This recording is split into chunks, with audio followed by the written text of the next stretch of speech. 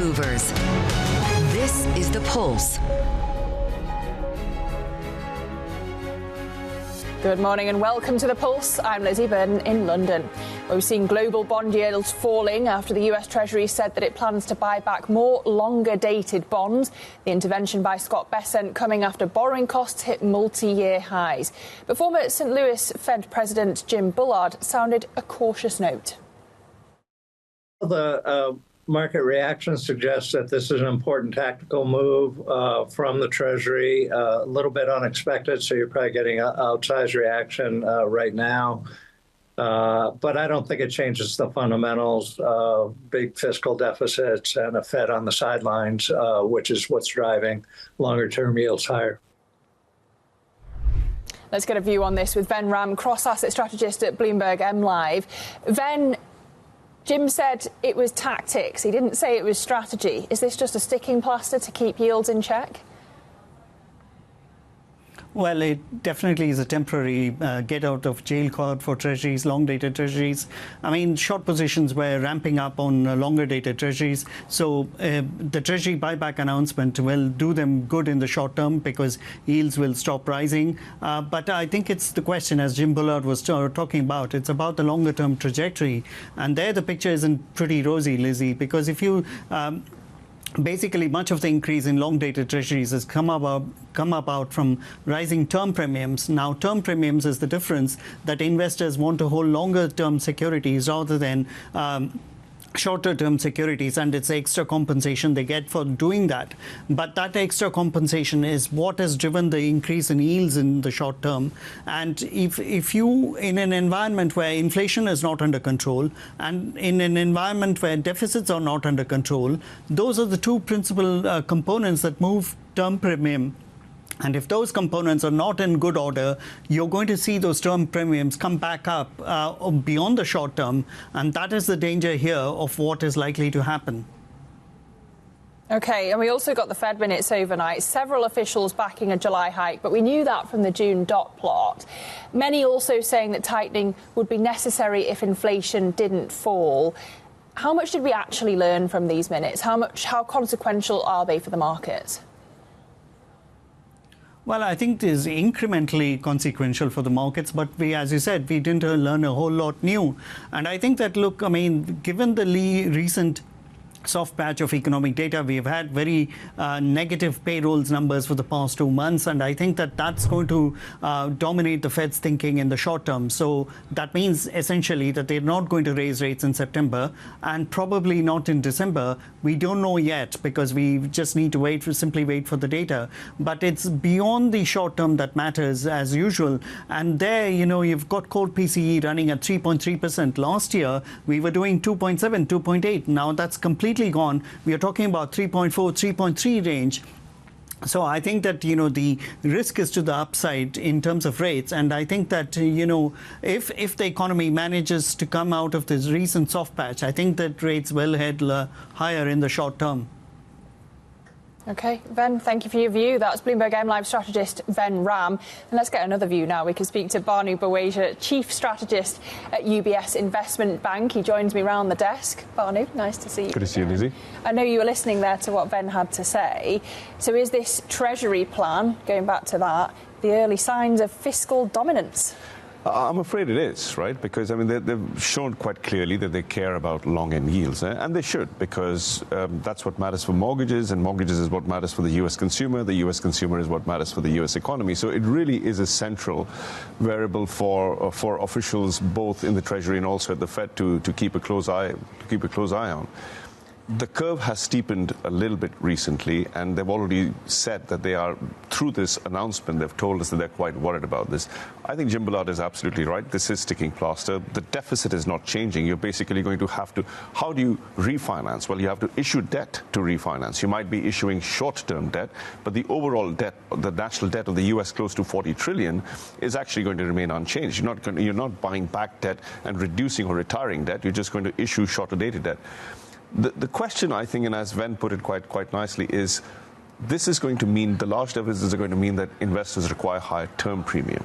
Now, higher term premium, the minute we think of higher term premium, most people think of steeper curves and they think the long end is going to blow up.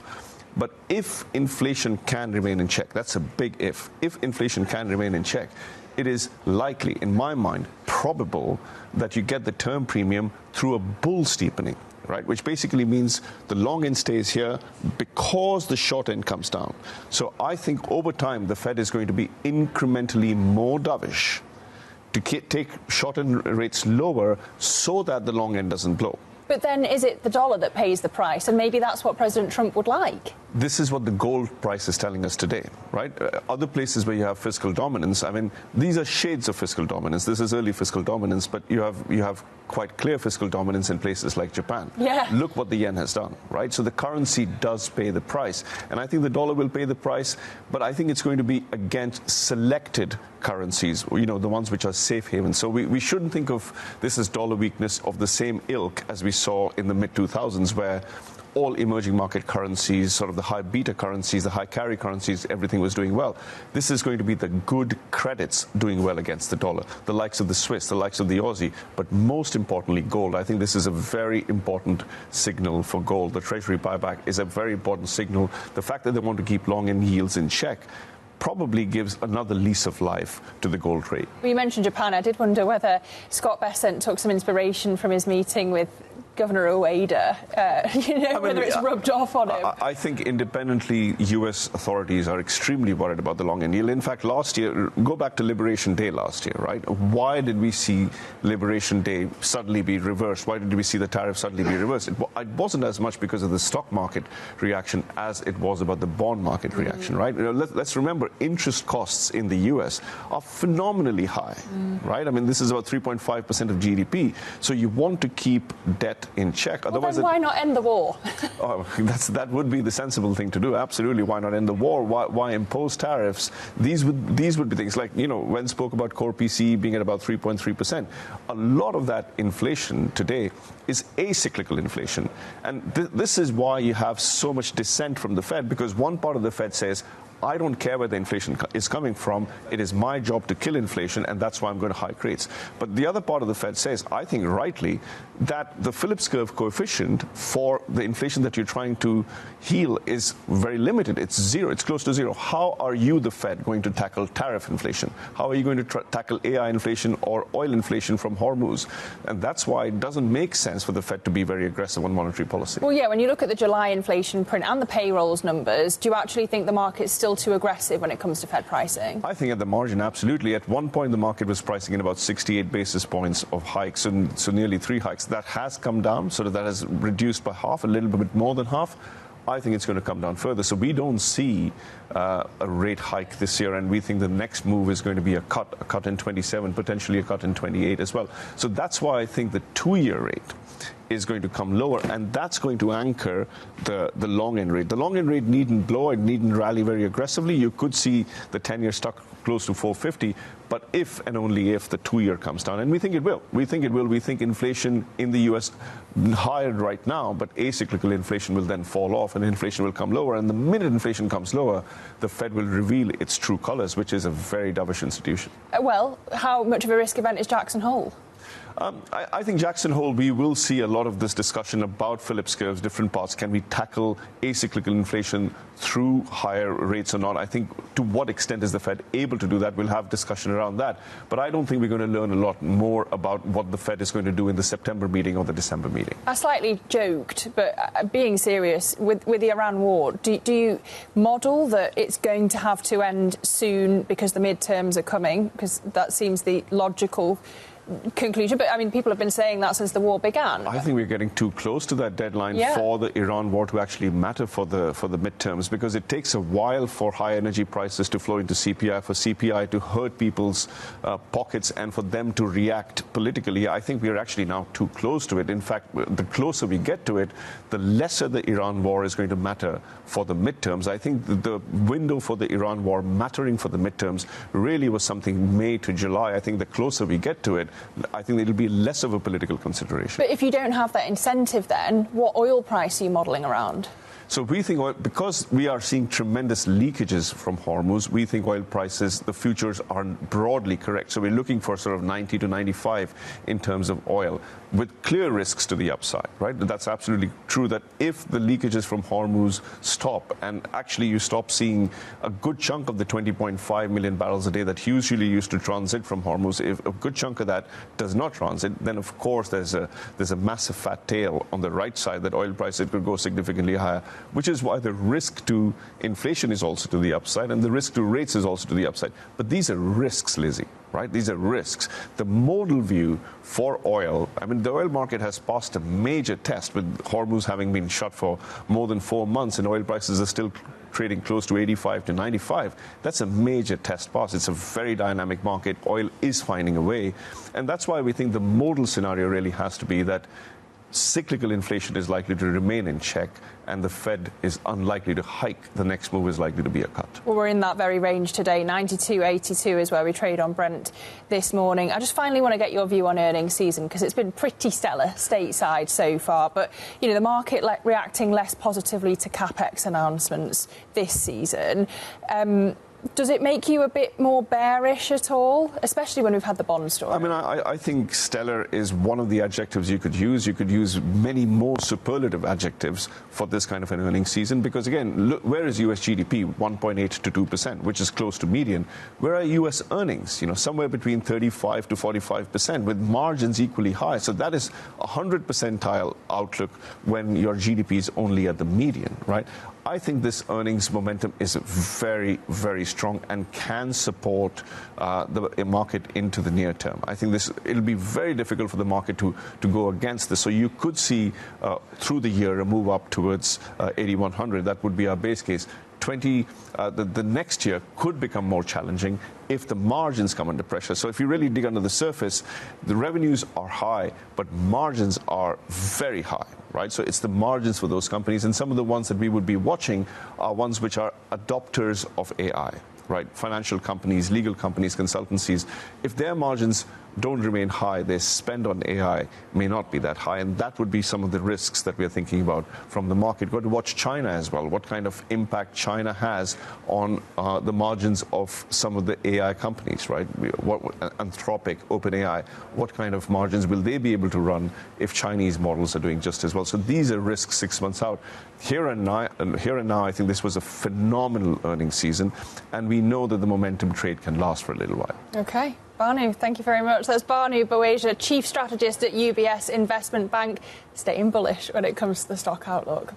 Well, let's turn to the geopolitical situation then. President Trump shifting his Iran strategy from military pressure to what he's calling economic warfare. The US president threatening severe consequences for countries that provide Tehran with an economic lifeline. And Bloomberg's news director for Europe, Middle East and Africa, Will Kennedy, joins me now for more. Will, what could this economic warfare campaign actually entail? Because surely President Trump is not going to want to drag China into it when we've got the Trump-Xi meeting coming up.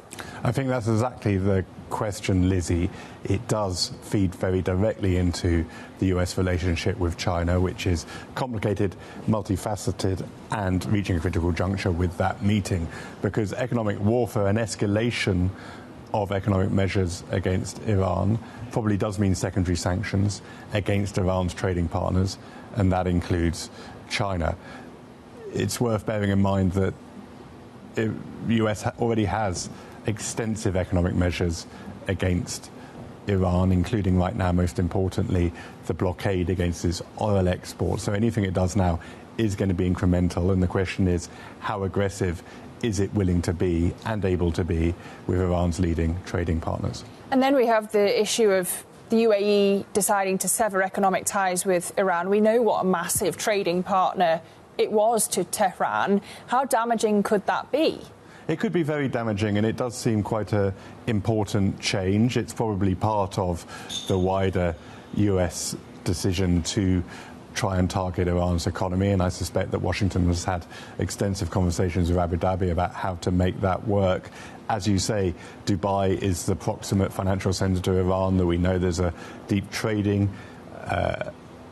financial and wealth links between the two countries. So one of the things that we really need to track in the days and weeks ahead is how far the UAE is willing to and able to follow through on that severing of ties. If it really does do a lot to stop trade and financial flows between the two countries, that could be quite meaningful for Iran and its economy. Oh, because in a sense it could shoot the UAE in the foot. Well, it could.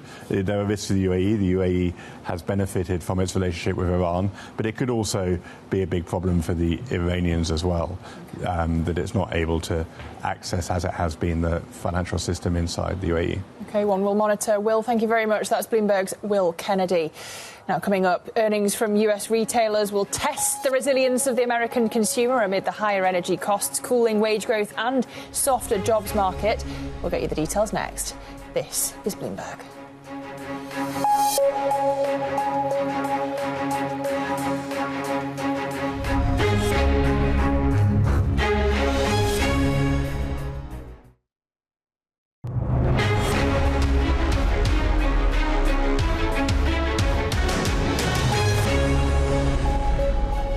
This is The Pulse. I'm Lizzie Burden in London. Just coming up to 9:20 a.m. here, and we're looking at US earnings now. Target raising its full-year guidance after quarterly results beat estimates, offering signs that the US big box retailer may finally be emerging from its prolonged sales slump. Bloomberg consumer reporter Maddie Parker joins us now for analysis. So Maddie, we've had a string of results from US retailers yesterday. Your key takeaways then? Yeah, big week for big box retailers. They're obviously a very good kind of bellwether for how the US consumer is feeling. The good news first, obviously, is Target. They lifted their profit guidance, kind of evidence that CEO Michael Fidelki's turnaround effort is kind of working.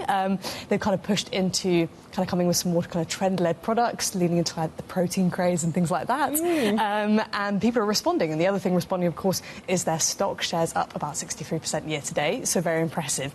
Kind of on the flip side, you had Lowe's yesterday, obviously the home improvement retailer.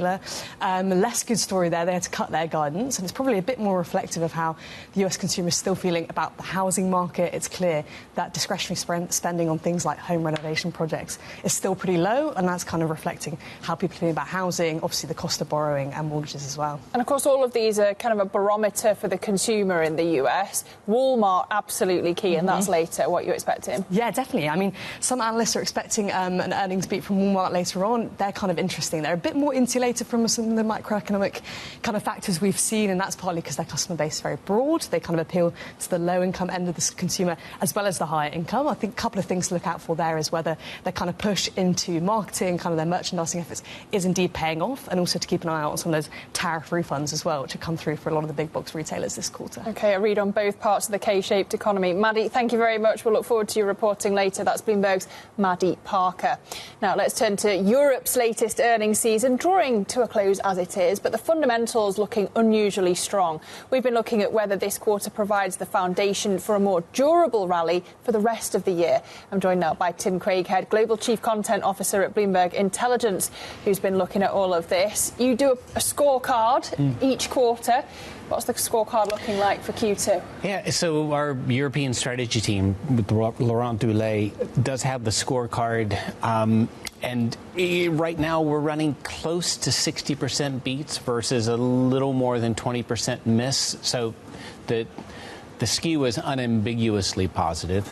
If you look at the actual growth rate for 2Q earnings, roughly 18% growth versus an expectation of 15%.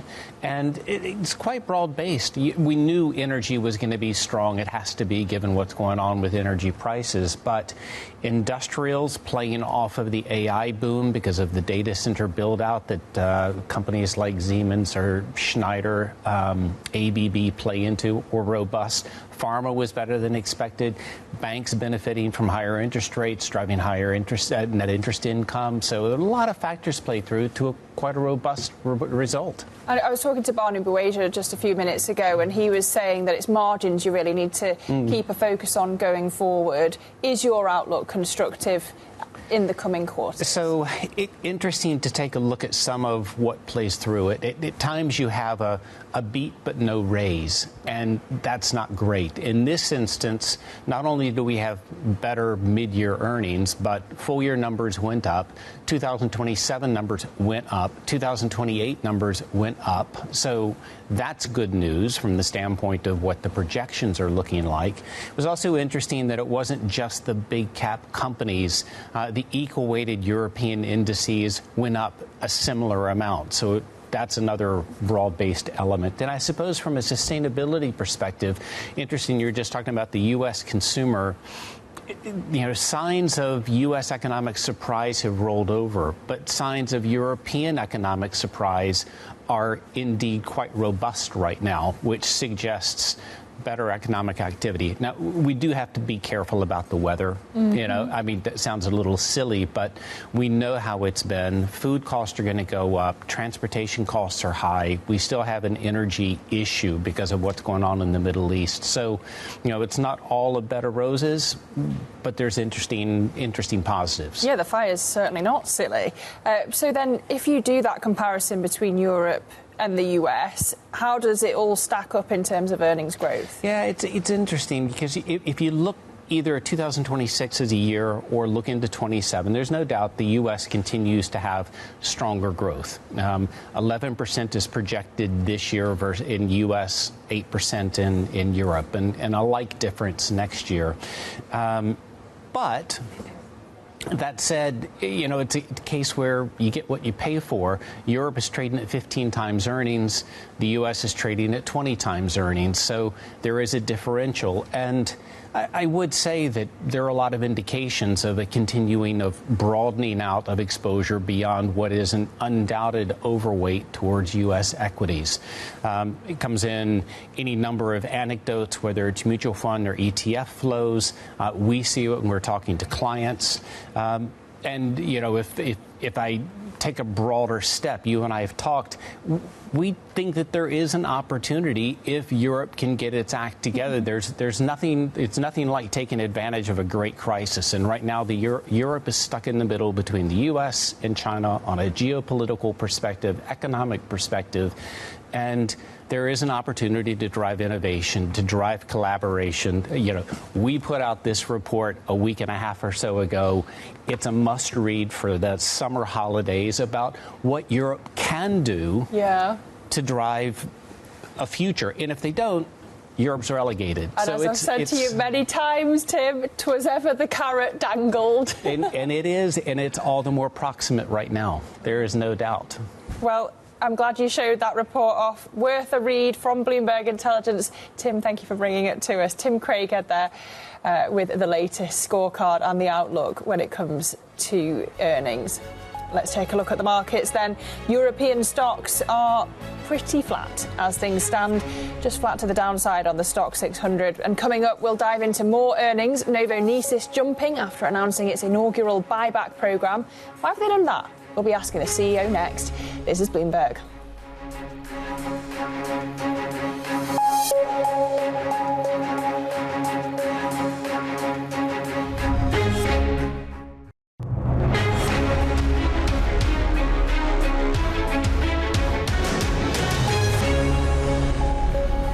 Good morning and welcome to The Pulse. I'm Lizzie Burden in London and these are your top stories. Global bonds rally boosted by US plans to buy back more longer-term treasuries. This as US public debt surpasses $40 trillion for the first time. Meanwhile, President Trump announces plans for economic warfare against Iran, threatening, quote, tremendous consequences for anyone doing trade with Tehran. Plus, Novonesis surges after announcing a €1 billion buyback programme and boosting its full-year guidance.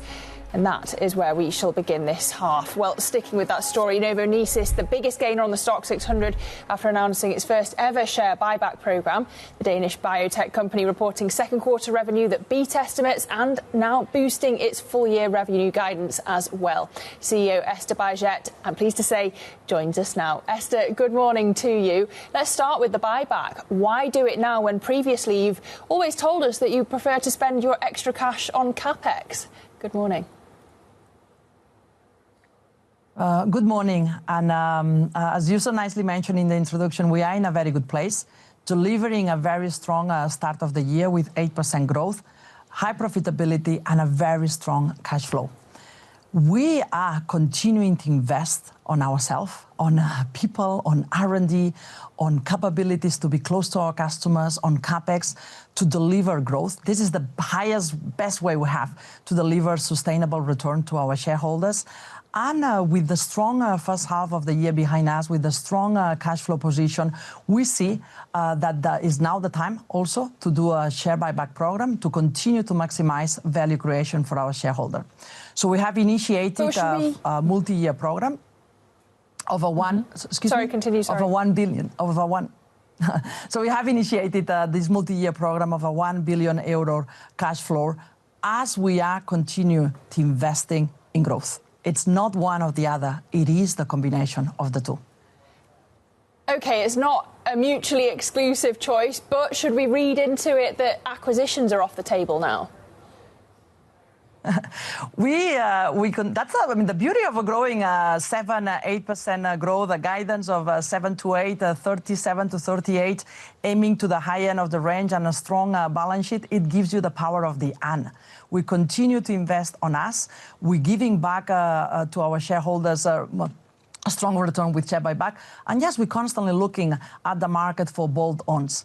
We announced only a few weeks ago an acquisition, Biogen. That's a good example of the space that we are in. Here we're talking about bringing yeast capabilities home, particularly in the bioenergy area. That's going to continue to position in a leading space in this very attractive and profitable market. OK, so what else are you looking to buy that you can't build yourself? We are investing on us, building capacity, and then we're always looking for the wall. We are in a really good place. But there is awesomeness also outside Novonesis. And to put you in perspective, we're looking for exactly this type of capabilities complementary to what we have. Capabilities from an R&D, capabilities of products that when we bring them home, they will be a win-win for our customers.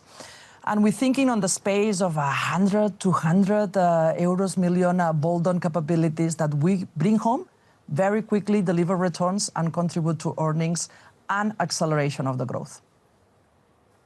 Just coming back to your results, you've also raised your guidance to see 7 to 8% organic growth.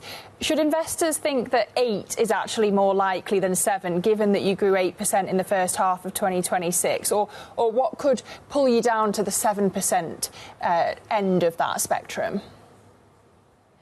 Excellent question. We are in a very good place, also seeing the momentum in Q3. So that gives us the comfort for raising the guidance from 5 to 7 to 7 to 8.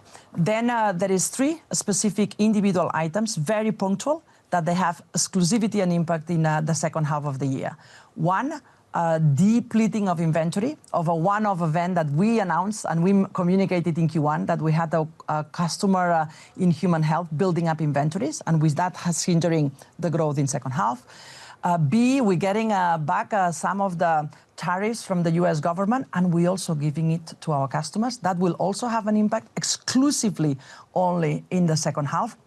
And then we're facing in a very isolated, specific place, softness or cautiousness in the North American market for dietary supplements. Continue to see good momentum on health overall around the planet and with our customers, not only in dietary supplements, but also in dairy with growing demand of probiotics. But those 3 aspects are going to be hindering the growth, organic sales growth of the for the second half with continued a strong underlying demand. That's maybe the only message I want to ensure it stays. Strong momentum, strong underlying demand. I'd stop. Yeah. And you mentioned the tariff backdrop. Of course, the other part of the backdrop is the Middle East and higher energy prices. We've talked a lot about them already this programme.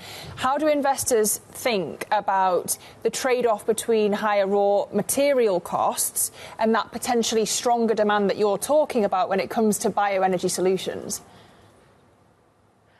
Actually, what we see in the world, it is for sure we live in the same planet that we do. We have a very limited presence in Middle East, so for that aspect, very limited impact there. But then, particularly in bioenergy, we see countries and governments embracing the value of decoupling from fossil much more than the climate agenda. Now it is a geopolitical agenda. Now it is a social demographic stability, national security agenda, where here biofuels becoming an even stronger play. We see that in India, that was already in that momentum. We see that in Brazil, but we also see it in Middle East, in Southeast Asia, and driving partially the sales with higher exports from North America, but more importantly, a strong underlying demand from pipeline and growing projects with our customers. Just finally, Esther, where's regulation holding you back? And where is it actually protecting Novonesis from new entrants to the market? We would seek for a world where the regulation is embracing faster and bolder the answers of the future that they are already here. We already can produce novel protein that lead to cleaner, healthier foods, higher muscle weight recovery. It's possible today, but it takes 5, 6, 7 years to register them in the market. So that's the space that we're working with authorities on how we bring and equip the information that they need to put the regulatory framework that gives comfort, but it removes the necessary barriers that make solutions that are already available hinder the speed of penetration. Then the muscle of Novonesis on regulatory and bringing new solutions on the market is a strength for us. It's not only the breakthrough and the innovation that we bring, driving higher yields and higher productivity and differentiated claims. It's also the intimacy, market by market, country by country, to bring those solutions in region. That's a strong value proposition that we bring in for our customers. OK. Esther, lovely to talk to you this morning. Ester Baiget, there, CEO of Novonesis. Thank you very much for your time. Well, some of the other top stories that we're following for you today now around the world. The founder of Evergrande has been sentenced to life in prison after pleading guilty to charges including illegally taking public deposits as well as fundraising fraud. Hui Kai-yan was once Asia's richest man, but his property empire came crashing down after defaulting in 2021. Hui had binged on debt during Evergrande's expansion, and Chinese authorities concluded that his rise had been built on deception. Elsewhere, Bloomberg has learned that a tentative trade deal would lower US tariffs on certain Canadian exports of steel and aluminium to 25% and cut duties on Canadian auto exports to 15%. Sources say it's part of a broader pact that would see Canada drop retaliatory trade measures. The concession represents a significant win for Canada's auto industry and car makers, including Toyota and Honda, that export vehicles from Canada to the United States. And China is using new legal powers to block European Union scrutiny of alleged state support for its companies. Beijing barred organisations or individuals from assisting the EU with its probe of JD.com's planned takeover of German electronics company Seconomy. China Ministry of Justice said that the EU was arbitrarily demanding broad and unnecessary information. Now, a campaign of Russian attacks in the Black Sea, has virtually halted all Ukrainian grain shipments, and ports there account for about 90% of Ukraine's grain exports. The military strikes are causing severe economic problems as well. Bloomberg's Piotr Kozlov is here for more on this. And Piotr, first of all, just tell us how the Russian attacks in the Black Sea have managed to impact farmers so much. Hello. So the Russian attacks on the Ukrainian ports of Odessa is the main, actually key export ports of grains of Ukraine.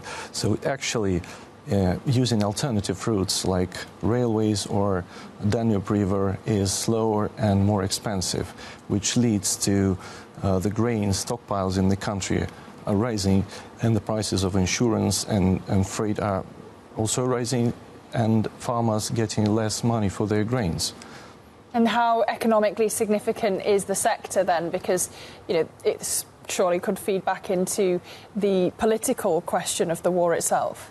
Well, the agriculture is the backbone of Ukraine's economy, and Ukraine is one of the world's biggest grain exporter. So it accounts to up to 10% of the world trade of wheat in the world, and also it has large share of corn, sun seeds. So it's a big source actually for the country, for jobs, for revenue, and the agricultural revenue for the last year is around 50% of the total exports revenue in the country, which means that if agriculture and if farmers actually don't get money, it can lead to the bankruptcies, it can affect the next season planting, and it also can lead to a country losing from 3 to 5% of its yearly GDP. Wow, so a massive domestic economic story, but also one with global consequences for inflation then, perhaps?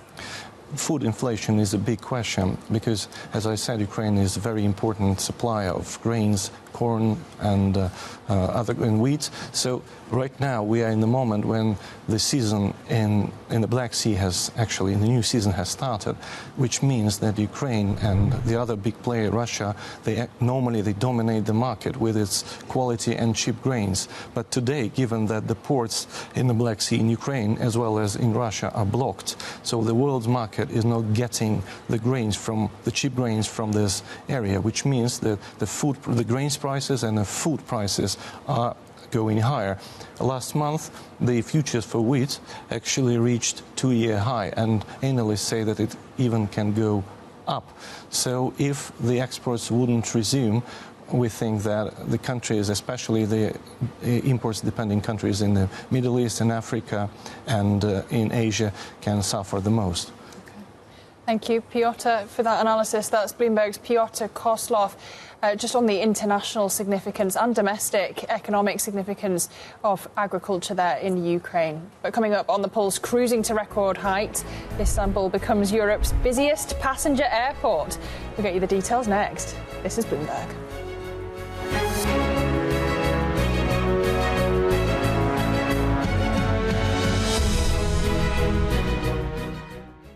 Next week, Bloomberg is live at the Jackson Hole Economic Symposium. Tom Keene and Lisa Abramowitz, along with Michael McKee, will bring you news and interviews with Fed leaders, policymakers, and economists shaping global monetary policy. Tune in for continuing coverage and a special episode of Surveillance, August 28th at 9 a.m., including full coverage of Kevin Warsh's first speech to the conference. The Jackson Hole Economic Symposium on Bloomberg.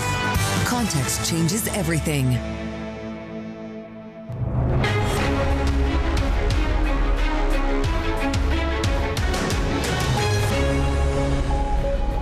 This is The Pulse. I'm Lizzie Burden in London. Now, China is closing the AI gap with the US and by several key metrics, usage and cost, and it's even actually taking the lead.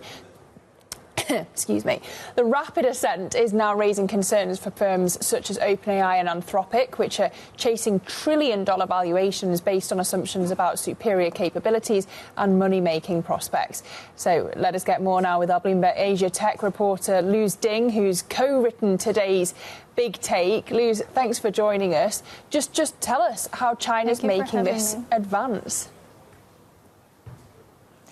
Yeah, thanks for having me. So as we have been seeing from the latest releases from Chinese companies like Moonshot, China AI's gap with the top US offerings from like Anthropic and OpenAI have narrowed from over a year to just a few months right now.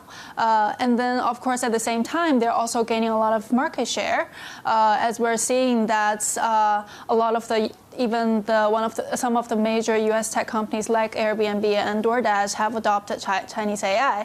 It's worth to note that users don't have to send data to China to use Chinese AI models because most of the Chinese top models are open weight, meaning that you can download, modify, and deploy them wherever you want. So that sort of lowers some of the security concerns for a lot of users. And then we're seeing, for example, Alibaba this month disclosed that their AI models, Sirius Queen, have reached over 3 billion downloads, making them one of the most popular AI model families all over the world. And as talking about Alibaba, they're actually reporting their quarterly results in the next hour, so we will see more about their AI progress soon. And you've done some really interesting customised tests to compare how these models actually perform in real-life scenarios, Luz. What did you find? Yes, so we asked some of the leading models to make a coffee shop website named Bloomberg, pun intended. And what we found was that they are all quite capable, but they're different on prices. For example, Anthropic's Claude Fable 5 were able to build a very nice looking website within an hour for about $50 of token bill, which is already not super high for a website, but if you use China's Moonshot's Kimi K3 model, it's only a quarter of the price. And you can go even cheaper, for example, using Alibaba's top offering from the Queen series, or OpenAI also have a lower budget model, Luna, and then that can bring your budget to lower than $5. So it depends on how soon you need the product and how well you want it to be. Okay, Luz, really fascinating research. Bloomberg's Luz Ding there. Thank you very much for talking us through it. Now, with the peak period for summer air travel in Europe nearing its end, boo-hoo, Istanbul has overtaken London's Heathrow as the continent's busiest passenger airport. Is it all because of the hair transplants, or could it be an unintended consequence of the war? Let's find out, and we can discuss the wider industry as well. We can speak to Selahattin, Bilgen, CEO of Istanbul Airport. Really good to have you on the programme with us this morning. I have to hand it to you. You have been doing phenomenally good business. You've beaten your target passenger number last year. This year, you have broken your own and European records for daily passengers and daily flights. Can we expect upward revisions to your targets for the rest of the year and next? Good morning. Good morning. Thank you. This couple of years has been a significant achievement for Istanbul. We've been moving upwards for several years now. We have achieved to reach the top spot, surpassing Heathrow last month. Heathrow was the busiest airport in Europe for more than 2 decades. Now it's Istanbul.